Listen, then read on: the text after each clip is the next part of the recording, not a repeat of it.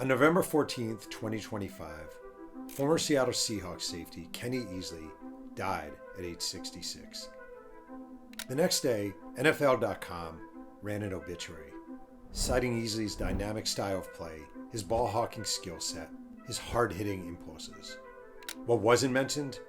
The role the game of football and the Seattle Seahawks played in his demise.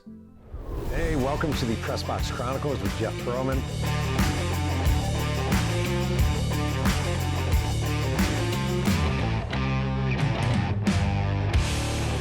Hey, welcome to the Press Box Chronicles with Jeff Pearlman, the show where a cranky middle-aged sports writer who has seen it all, that is me, takes you behind the scenes and into the stories. I am your host, Jeff Pearlman. And a lot of you don't know this, maybe a handful do, but my wife, Catherine, is a kidney donor. And it's actually kind of an exceptional story. Way back in 2018, my wife was in a Starbucks and she saw a flyer hanging up, and it was placed by a woman whose husband was on dialysis and needed a new kidney. And Catherine came home and we were sitting in bed and she said, "How crazy do you think it would be if I donated my kidney to a stranger?" And my wife is a longtime social worker. She's just a giving, decent, kind, empathetic person. And it wasn't actually crazy. And I told her that. I don't think it would be crazy at all. And you fast forward a year and we're at UCLA's medical center and Catherine has donated her kidney. And we didn't know the people she donated to beforehand, but they become almost like family to us. And we formed this tight-knit bond. It's a beautiful, beautiful story. We literally go to their house for Christmas Eve. They come to our house for Hanukkah. It's become like family in California. And I strongly, strongly encourage people out there to consider becoming donors. And because of this whole process and everything she's gone through and we've gone through, I've learned a lot about kidney donation, and it's become something that is near and dear to my heart, which leads to today's topic: former Seattle Seahawks safety, Hall of Famer Kenny Easley, who, if the world were just and normal and fair, would still be alive, would be basking in the glow of not only his glorious career and his Hall of Fame induction, but watching his team, the Seahawks, recently win the Super Bowl. But instead, in large part, because of what the game itself did to him and what the sport itself did to him, we're talking about a man who has passed away and whose legacy is as much about the damage of football as it is his brilliance on the field. And that's what we're going to get into today on the Press Box Chronicles.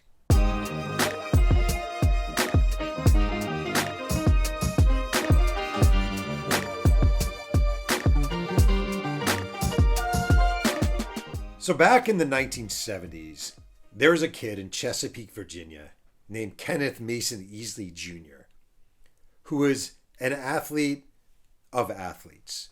And Kenny Easley, as he was known, attended Oscar F. Smith High School. And he became the first player in Virginia high school football history to rush and pass for more than 1,000 yards in a single season. He was an all-state and all-American at quarterback. He was a three-sport star. He ran a 4.5 40. As a quarterback, he was otherworldly. As a safety, he was just this hard-hitting, just all over the field, whirling dervish of a player. And during his senior year in high school in Virginia, he gets more than 300 scholarship offers. And everyone is coming to see him. UCLA, USC from the West, Washington, Cal, North Carolina, South Carolina, Alabama.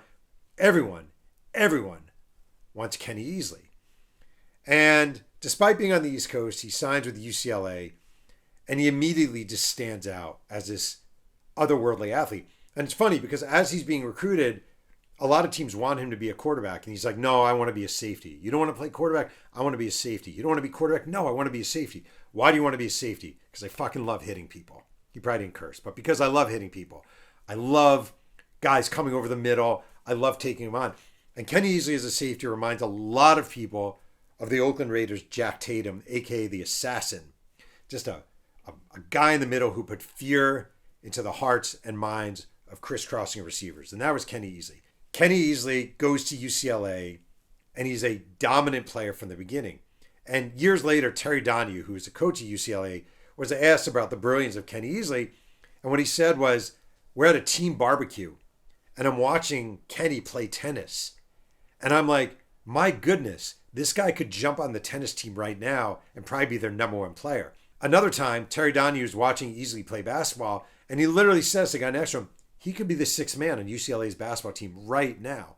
Like, Easley was that good of an athlete, that otherworldly of an athlete. Fast, quick, smart, great student, everything.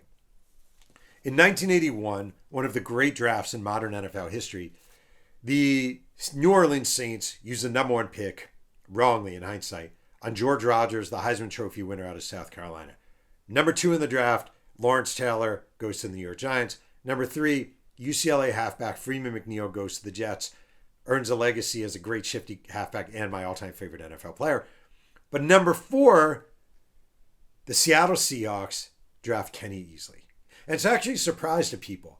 There's a linebacker out of Pitt named Hugh Green who goes to the Buccaneers later on, and everyone thinks the Seahawks are going to take Kenny Easley. They didn't even scout him openly, but they watched tape of him, and Easley was a 3-time All-American at UCLA. He just covered the field. He could help cornerbacks. He could help on the run. He was your everything player.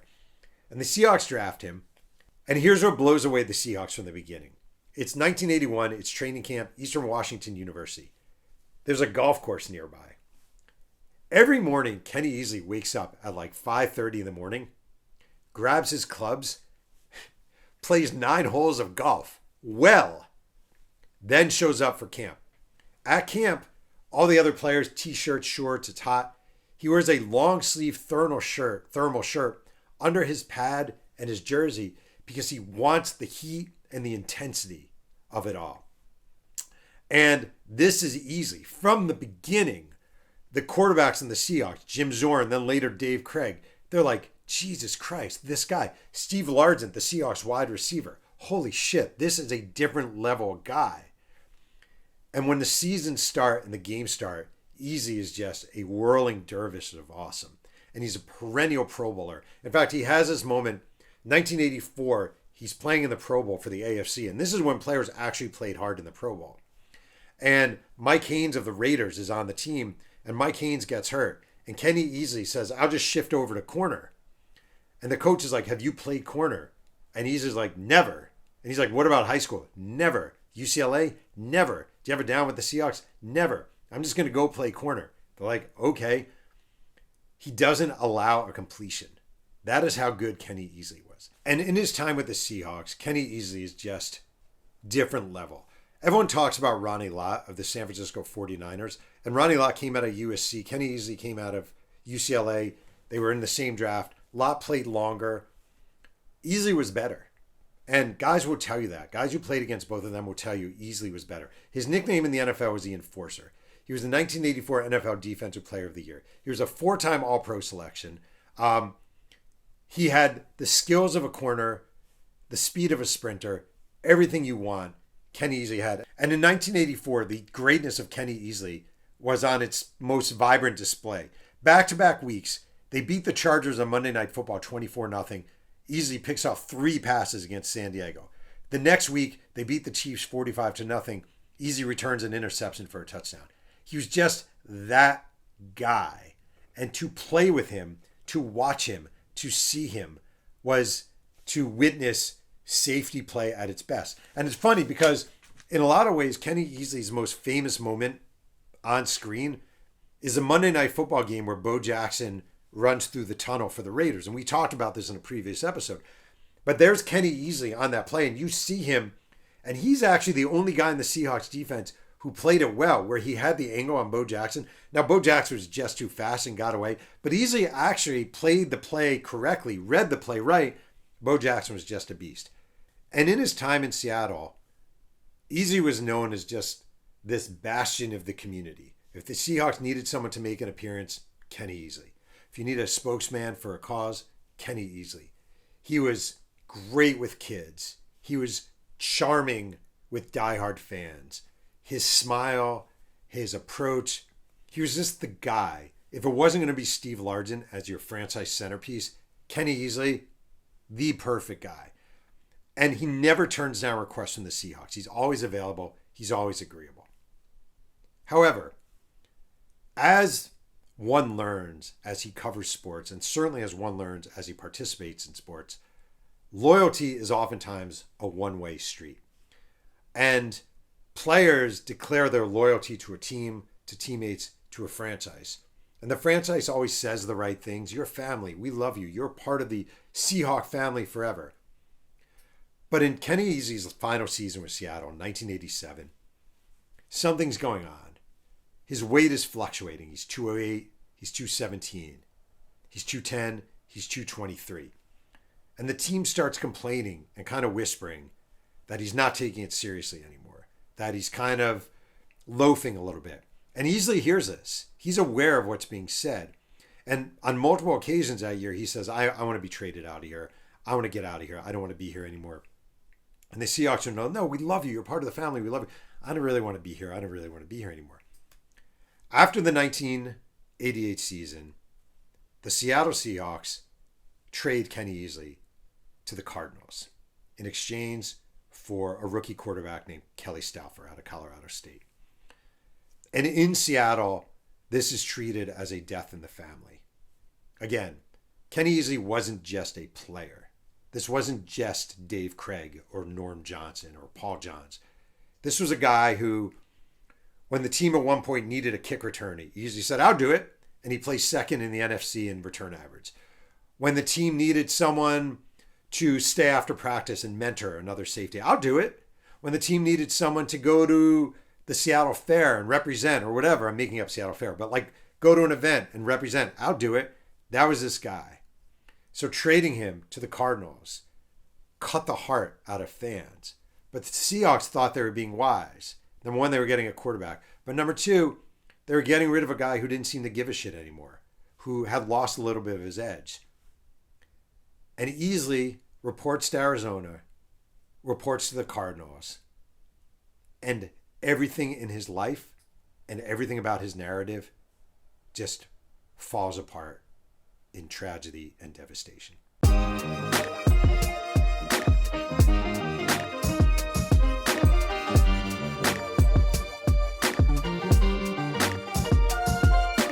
So it's 1988, and it is a fresh start for Kenny Easley. And he's kind of excited about it. Yeah, he's going to the Cardinals, an organization nobody really wants to play for. But it's sunny, and they're happy to have him. And he's been asking for a trade, and he's been traded. And this is a chance for me to do something new, and maybe I can establish a legacy here.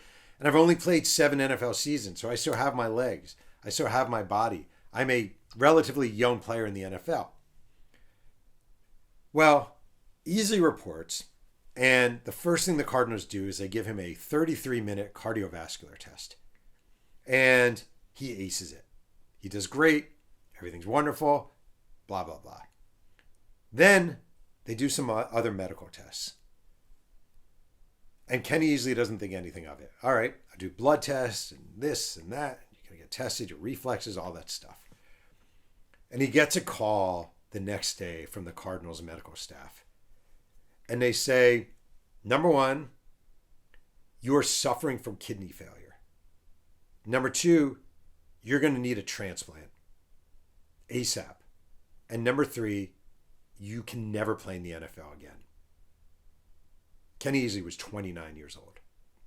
And actually, let's actually pause for a minute. Imagine this. You're this guy, Chesapeake, Virginia, not that long ago, high school phenom, 300 schools calling for your services. You love football. You love wide receivers coming over the middle. You love the companionship. You love the kinship. You love being a part of a team. You love being part of a franchise. You love being a part of an organization.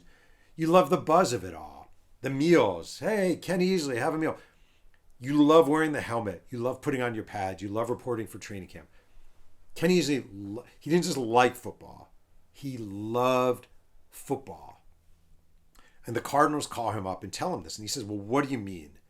And they say, you have a creatine toxicity level of 22. And he's like, what does that mean? And they're like, over 10 is life-threatening. Normal readings are supposed to be between 0.5 and 1.7. Again, you are 22. And what the Cardinals are blown away by is that Kenny Easley was able to play football with this going on. And the first thing Easley thinks is, holy shit, like I'm in trouble. And the second thing he thinks is, I can't believe the Seahawks were blaming me for my poor play and blaming me for being lazy and thinking I'd become a dog and thinking I didn't care.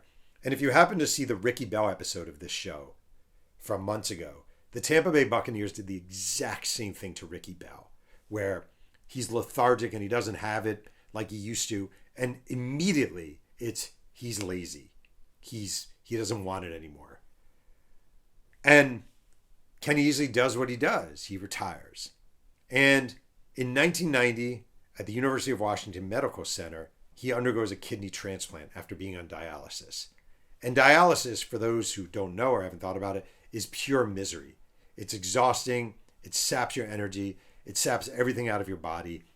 And finally, he had the transplant, and it was a successful transplant. But the other thing that Kenny Easley does is he files a lawsuit against the Seattle Seahawks. And I want to digress again for a minute to go back in time. Years ago, I wrote a biography of Walter Payton of the Chicago Bears. And Walter Payton died of bile duct cancer. And there was no autopsy performed on him. There's no scan of his brain to see if he had CTE. But one thing I know for sure is Walter Payton took a shitload of medication that he shouldn't have been taking. And I know this because the Chicago Bears players who I interviewed for the book talked to me about representatives of the team walking on the plane after flights with just big ass jugs of painkillers. And the players would take their hands and reach in and grab painkillers and pop painkillers. And they would be orange and they'd be red and they'd be white and they'd be purple. And they would take them with a beer or with a shot of whiskey or with a Coke or with a water. And you were filling your bodies up with stuff with no regard for what it would do, for no understanding of the after effects. And back in 1986, when Easley was starring for the Seahawks, he had a really bad ankle injury. And according to Kenny Easley, he was taking 15 to 20 Advils a day for a 3-month period to reduce the swelling. And what he didn't know, and what he said wasn't explained to him, told him, etc., is that Advil, aka ibuprofen, has a very direct impact negative on the kidney. And that if you take too much Advil, too much ibuprofen, and you will see this on the bottle as a warning, it can have a very, very, very damaging impact on your kidneys. So he's popping Advil. And he says that these were just available in large dispensers without any proper medical supervision. And again, it reminded me of the Chicago Bears. And here's the thing about the NFL. And I love the NFL. I do. I love watching football. I wish I didn't, but I did. I was riveted by the Super Bowl and it wasn't even a good game. Like, the NFL has a great product, but they do not give a shit about the health and well-being of their players. And I want to repeat that. They do not give a shit. They don't care. There's a reason you never, ever, ever see the NFL discussing CTE. You don't see the NFL having fundraisers for CTE. You don't see the end zones lined with CTE awareness. You don't see hats. Let's battle CTE.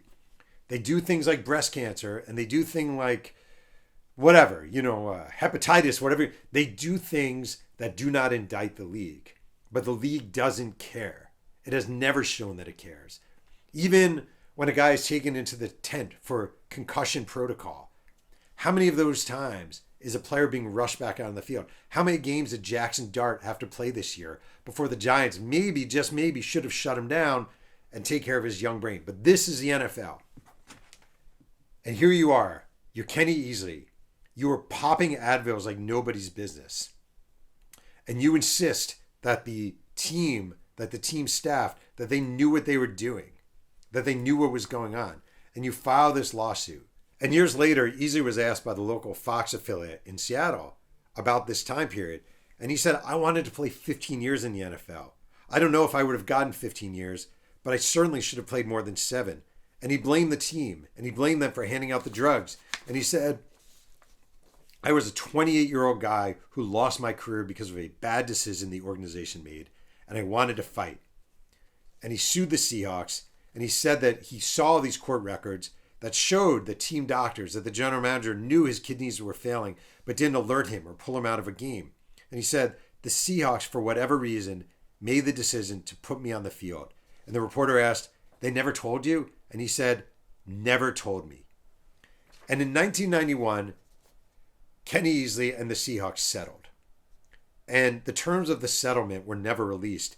But as soon as it happened, he had regret over it. He was mad about settling. He wanted people to know what he went through. He wanted people to know what he felt like the Seahawks did to him. And he said, for the next 15 years, I didn't watch football. I didn't watch college. I didn't watch high school. I didn't watch the pros. For 15 years, I didn't want to watch football. And he didn't want anything to do with the Seattle Seahawks because he blamed them not only for blaming him for being lazy and for ending his career, he blamed them for not taking care of him, for not looking out for him, for not giving a shit about him. And it always seemed like there would be no chance of a reconciliation, that the marriage between Easley and the Seahawks was dead. But then new ownership came in and there was a rebirth of the relationship.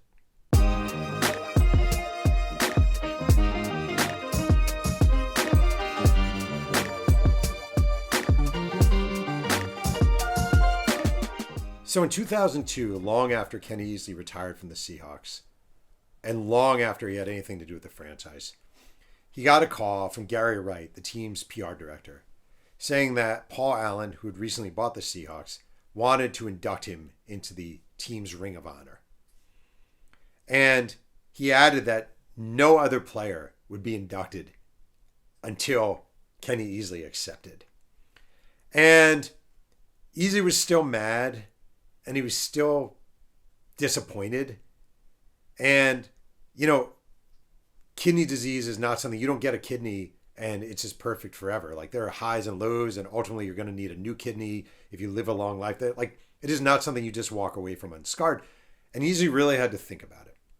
But he actually accepted. And in 2002, he returned for the Ring of Honor ceremony. And Kenny Easley, number 45, the greatest safety in Seahawks history, was back in the fold. And when the Seahawks later played in Super Bowl 49, Easley was named an honorary captain, and he flipped the coin. And his number was officially retired in 2017, and that is the same year that Easley was inducted into the Pro Football Hall of Fame. And it just kind of seems happy, happy, joy, joy. Everything is good. The Seahawks-Kenny Easley marriage was rejoined. And indeed, it was really good. This is a guy who earned that legendary status. 32 interceptions, 538 yards, returning 27 punts for 302 yards. A great, great all-time player. And I guarantee you, the NFL and the Seahawks want that. That is the storyline they want. And that explains the obituary written for Kenny Easley after he died on the NFL's website. However, on the day after he passed, this is a little random and self-indulgent, but I did a TikTok video discussing Kenny Easley, his life, and how the NFL really didn't give a shit.